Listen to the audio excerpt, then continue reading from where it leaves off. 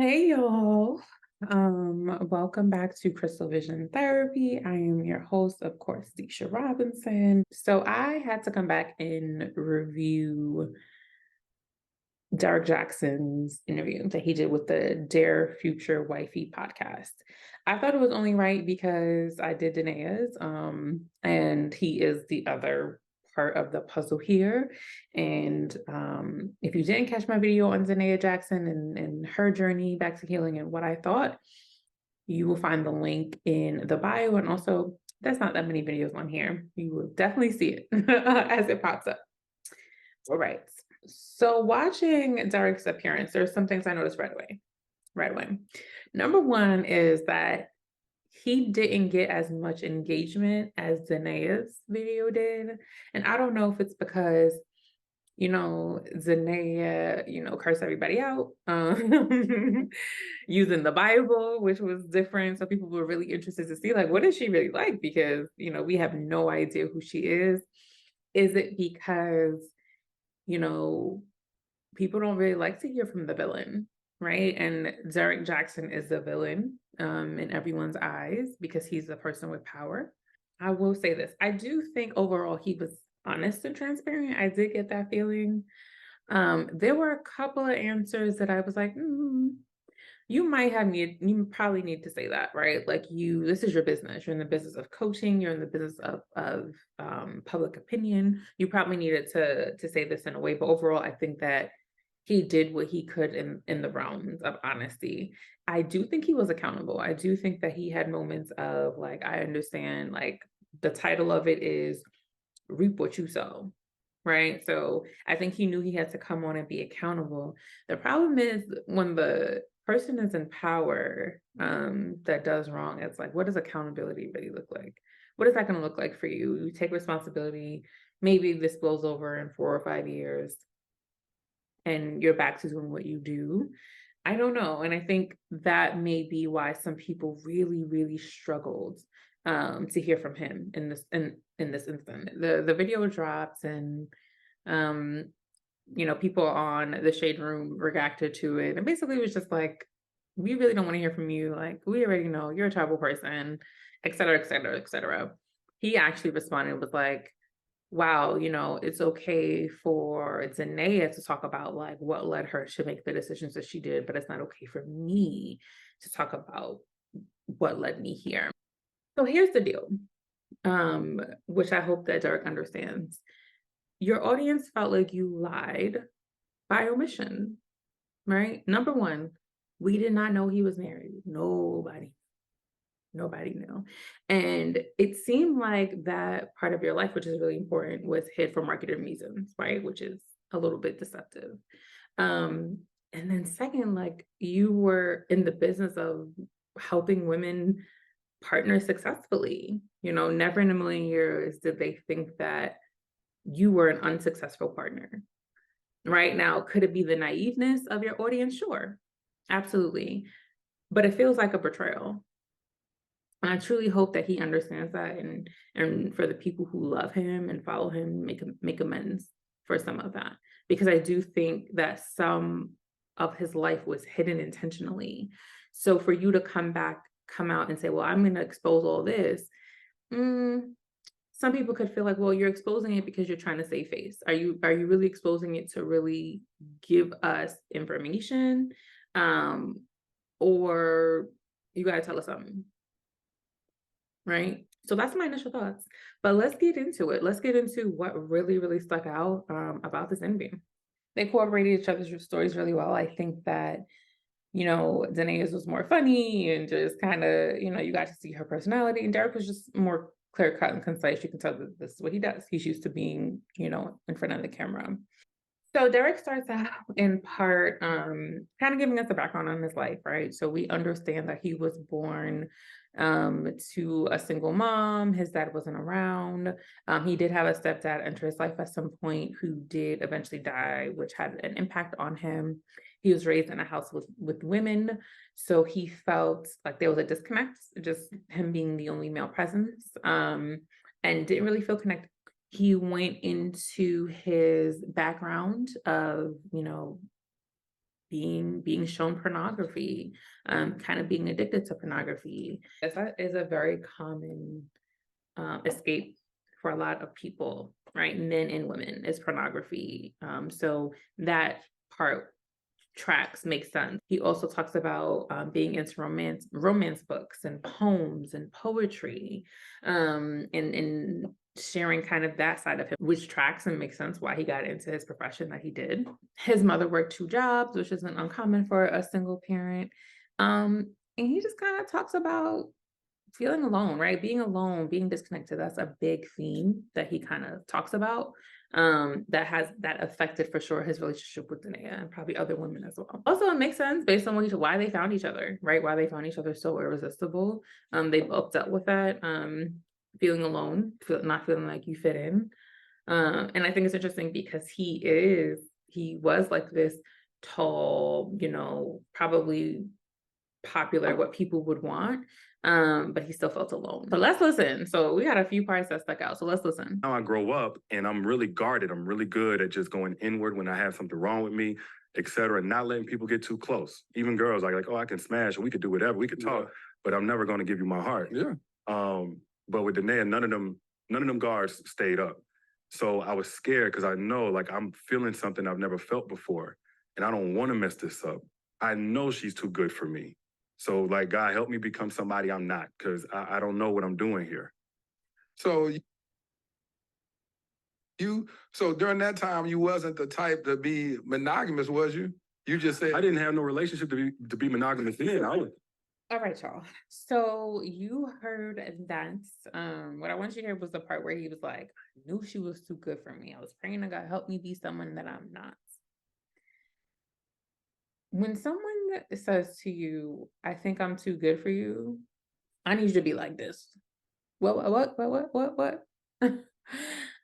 When someone says that they're too good for you, I need you to believe them, right? And I don't mean it it sounds like it's mean, but it really isn't. It's because they probably know they don't have the tools to love you or treat you the way you want to be treated, which is Derrick's case, right? Like, Dad, this is so, I don't want to mess up. Like, I know, like, I can't do this, right? It's not your job. Sometimes I see people do this thing where they like comfort that person. Of course you're enough. Of course you're gonna be great. And it's like, it has nothing to do with them being enough or not. It's, do they have what it takes to be in a relationship with you? Can they be faithful to you? Can they rise to the occasion? And if they kind of are doubting that they do, I need you to have doubts too.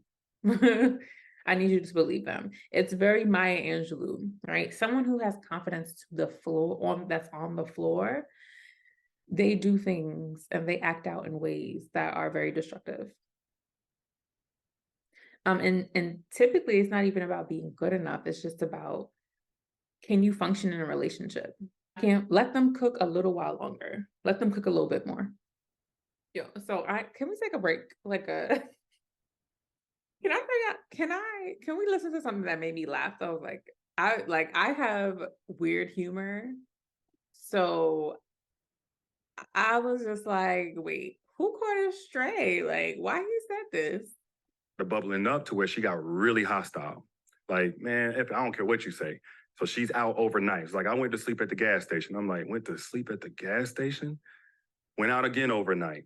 Oh, y'all were staying together? We were staying together. Okay. We didn't start staying together like we were shacking up like year 2.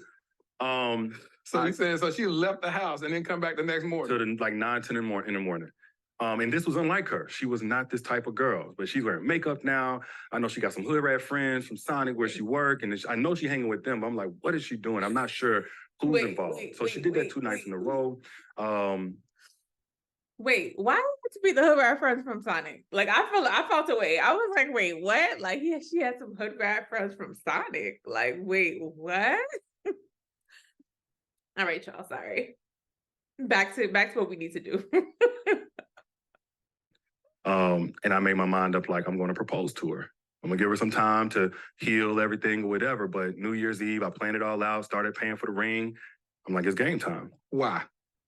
Why'd you decide to marry her? What? Because at that point, Was it led because of the pregnancy? Was it led out of true love for this woman? Is it led for, like, what initiated and made you say, this is my world that I'm in. I have this platform where I'm sharing this. I have this child coming, but I want to go ahead and marry this woman. The platform impact was the least of it. With her in that time, even though she was pregnant, she actually was helping me with work a lot. My business was picking up, going crazy. You know, this is the first time, I think it was the first year I made 7 figures. And I'm in my 20s or whatever. And I'm like, I can trust her. Yeah. She was with me when I was broke. You know, whatever. It didn't happen over the years, but at least I know she doesn't want me for my money. Yep. And she's carrying my baby while helping me at work. If we can make the relationship work, I want to try. So the interviewer asked an amazing question, right? He said, well, why? Like, why did you propose? Kind of like you knew y'all was struggling, y'all were broken up. Did you just propose for the sake of the child?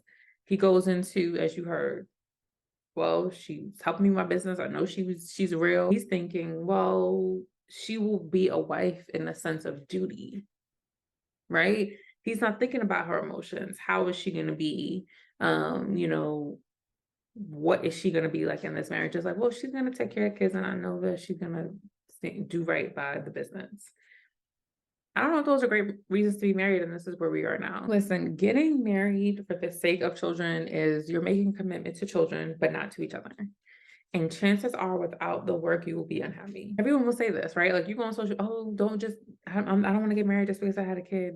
But people are still doing this. There's somebody right now getting married because they had a kid right now that just has a commitment to the child and not to the relationship. We gotta stop this. It doesn't help. It doesn't help. Let's continue.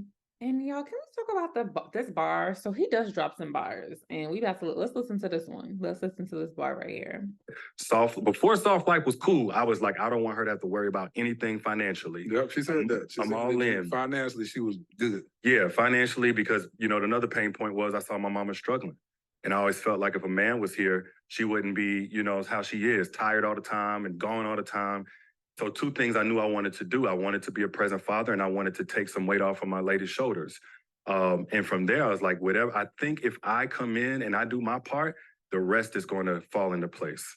But it don't work like that. I see, and I had to learn this in therapy, man. Like, as much as we know we cultivate a version of a woman, she exists outside of us. Oh, of course. Well, it's easy to say that, yeah. But then when you in it and you know that you're doing this, and this, 'cause it wasn't just financial. If she called me at any time, I don't care. If she wanted me to run to a place and get her some food at 1 or 2 in the morning, it's like whatever. And I'm sitting there billing that into, that's going to produce a certain version of her. But that mindset didn't allow her to experience remaining trust issues with me. Postpartum depression. Oh, yeah. All of these different things they ain't got nothing to do with how I'm treating her. Right. So without considering that, man, I personalized everything going into even the engagement and on forward, man. So, y'all, a bar. We do things for people sometimes so that they can do things for us, or so that they can behave a certain way. He realized that's not the case, right? The money, the cars, the whatever he was doing at the time, right? If she's anxious, if she's depressed,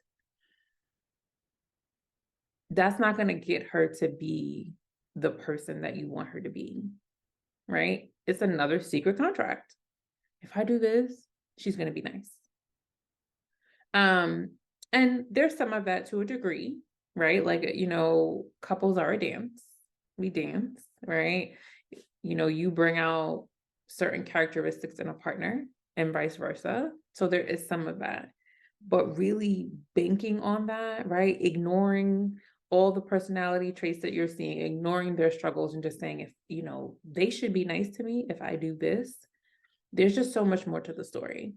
And I'm so glad he pointed that out, because that is something that we do every day. And it's a mistake. It really, really is. And it leads us to be disappointed all the time. He has another bar for us, though. He has a couple more. Let's listen to the other one. How did you feel when the video dropped and people kept talking about her bonnet, and they kept saying, I see why he cheated on her. I see why. And they started making the quote unquote victim. That's all we knew. We didn't know about what she was doing to you in the relationship. So now she's this victim, and now they're victim blaming. She's the reason why her man is unhappy. She's the reason why he's unfaithful, because look at how she presents herself. Of course, he's going to want one of these baddies that you see on Instagram. How did you feel seeing that? First, I don't even know where to start. I put her in that position. So as much as I was looking at it and not liking this and that, I was like, my decisions. It's another reminder that my decisions put her in this place. Secondly, I think I just felt helpless, because typically I'm the one that like stands for people who get crucified wrongly, and especially women, but really anybody. I've stood for men too, but like here, I'm obsolete because I'm the one that caused it. Thirdly, there is no connection to a woman's looks and a man's integrity. One way or the other. She can't look good enough to make me a no man faithful. Teach. And she can't look bad enough to make us step out. Teach. So just in terms of what they were saying, I was like, that's bullshit. Like the most beautiful by society standards women have gotten cheated on. Yep. Because it's not about her looks or her makeup, it's about my character. Thank you. Or lack thereof. So let me tell y'all something. Y'all are not gonna sit up here and tell me that wasn't a bar. Come on. Come on. Did y'all hear him? He gonna make me play it again? I'm not gonna play it again. I'm not gonna play it again. There is no connection between a woman's looks and a man's integrity.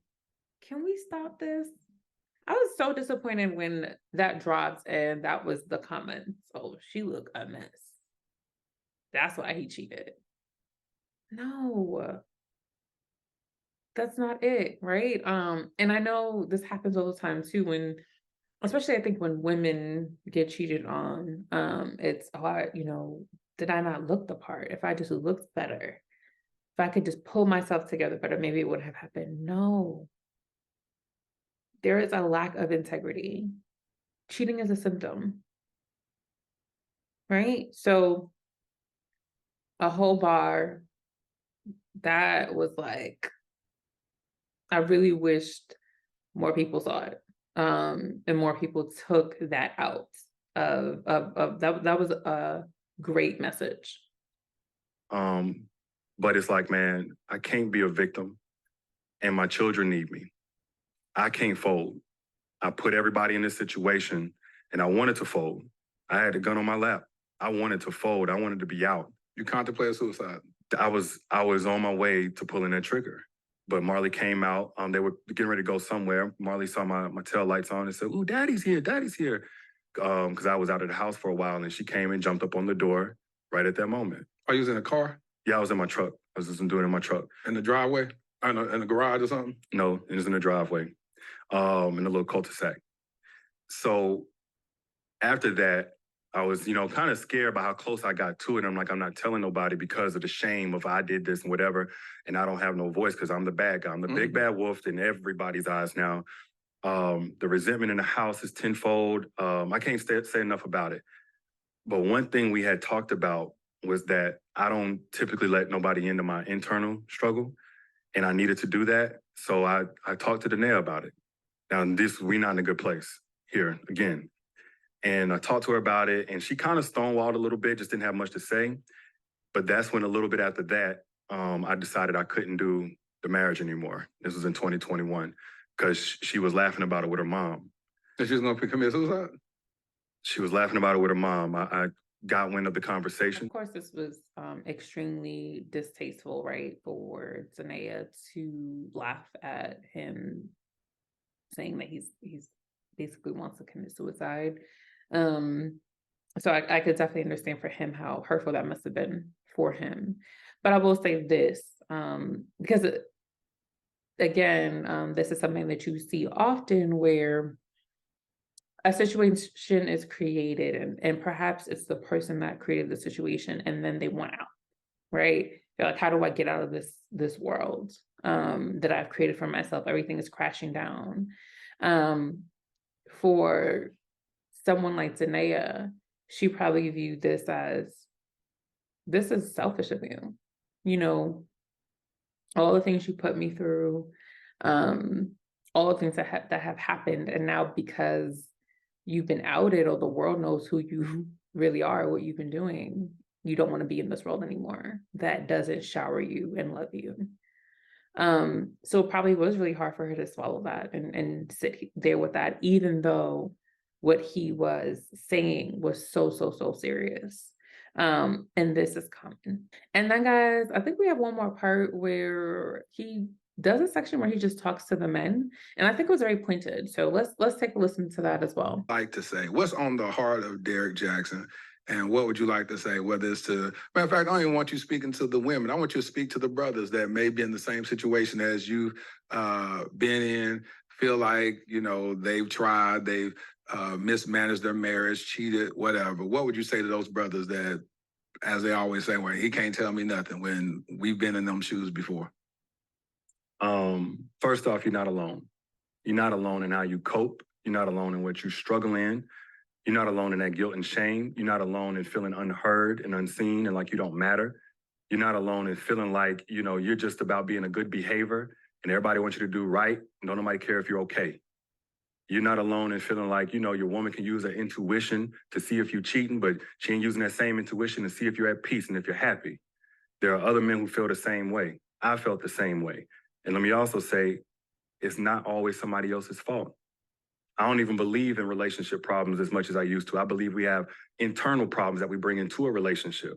So for everything that you're feeling, even though you're not alone, your wife, your girl, she ain't the enemy either. She ain't the cause either. And if you're like me and you're reactive, you're apart from your masculine role. We're supposed to be the standard. Femininity is supposed to be the responsive agent. So what that means is, instead of getting a relationship thinking, like me, I'm speaking from where I feel like I really dropped the ball, so hopefully you don't. Instead of feeling like, well, as long as she do me right and pour into my cup and so on and so forth, I'm gonna do right, that's a recipe for disaster, man. Of course, you don't want to do a good woman wrong, but it should be about you being a good man to your standards, your principles, regardless of that woman's behavior. And if she's not good enough to do right by, probably best to go ahead and let her go. So this is what I'll say. I think he summed it up beautifully. I think that was essentially what his message was and why he did this interview. I think it's a message for men to hear. I'm gonna be very honest. I think he was honest about, when men walk into session with me, these are the things they're talking about, right? Really not being seen, just being someone to provide, right? Their manhood being based upon what they're able to make. Just feeling the pressures of society in a similar way that women feel pressures of society. And even though we can sit here and we can say, oh my God, this is a patriarchal society, like this is your world, right? This that you created. I think we need to understand that they can struggle too. And I'm happy that Derrick did this interview. It definitely is a testimony. I hope that other men hear it and really adhere to what he's saying, especially when he says, you know, be who you are, be the person who you should be, not based upon what your wife is doing or what your girlfriend is doing for you. Don't let your actions be based upon what anyone else is doing. If you want to be a good man, be a good man.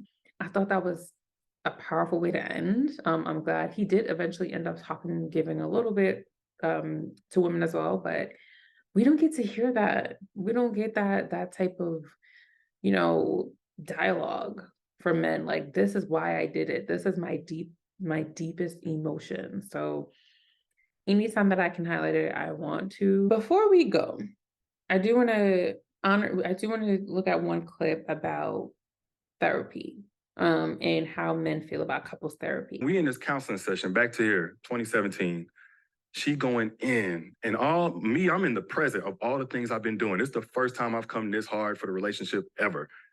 And, you know, financial aspect and the security. I'm the guy down on one knee. I can't do no more than what I've done. But she talking about me like I'm a dog. And the only thing that exists is all the negatives. I ain't done a single positive, So he not only allowed her to say that, he said, now you got this hard voice with me already. I ain't even said nothing. You don't say a word, not until y'all come back on another session. So it was tough because I'm like, man, my feelings are obsolete the moment that she talked. And then she crying and everything, so I get it. But I'm like, man, this ain't it for somebody who already deals with shame wounds, abandonment, all this other stuff. We did do like one more session. And in that time, I found out she was texting the personal trainer under a woman's name. She had been searching them on Facebook. She had lied about some other stuff. So after that, bro, and she went and said some things that weren't true in the counseling. I didn't want to go no more. You just say, I'm not going. No, because I felt like, you're not even approaching this genuinely. And at this point, I was questioning if I wanted to go through with the marriage. I cannot tell you how many calls I get a week that say, hey, I'm interested in single, individual, but maybe couples, but my husband is not on board yet. And, I don't know how to get him on board to therapy. And what Derrick points out is what men are afraid of, right? Like that judgment, because typically the actions that they have done are tangible, like you can see it, and not wanting to be chastised for them, right? And sometimes what women do is a little bit more under the rug, right? A little bit more manipulative, right? It takes a couple sessions to get to, and it seems like Danae was holding everything in, and then got to a therapy session and exploded. So of course the therapist is going to say, well, let's deal with this first. I do think he should have hung in there because, like he mentioned, he has done so much wrong, and should have spoken his truth. But what I'll say is that a recipe to fail couples therapy is to be inconsistent, right? He mentioned going once or twice, and then time will pass and they will go again. If your marriage is sick, treat it like you're sick. You're not going to take one pill and take another pill 4 months later. You're going to say, listen, I'm going to do the 7-day treatment. I'm going to take my antibiotics for 7 days. That's what it's going to take to get rid of this cold. You want to make sure you're committed to therapy, depending, like something like a trauma like this, they should have been committed for at least 1 to 2 years. Consistent sessions, weekly sessions. They skip for holidays, birthdays, whatever, but just consistent in doing the work. And not 1 here, 2 here, and then you go when you're in crisis. So you're going in crisis, so now everyone's crying, and you have to kind of as a therapist, you have to de-escalate. Now we have to go into crisis management, instead of dealing with the real issues are at heart, understanding how the couple functions, and then you're inconsistent. So it's always crisis management. So when does the work ever get started? Please go to premarital therapy. Take the 3 months. You could literally buy a book, maybe go through the chapters together if cost is an issue. Find a group marital therapy. Again, if cost is an issue, that brings the cost down. That helps too. It will expose some of these things, how you handle conflicts. Thank you guys for joining me today. I think it was such a powerful session. I know I need to be more consistent for you guys, and you need to get a sense of like what my channel really is about. And I think it's really about these powerful moments that we can learn, and where therapy can be effective, right? So I promise I'm going to do a little bit better. The red couch is going to come back. Listen, red couch hasn't made an appearance in months. And I just appreciate every one of you. So if you like, comment, subscribe, talk to me about what else you want me to talk about, what else you felt was a powerful interview that we can talk about together. And until next time, all right, take care, guys.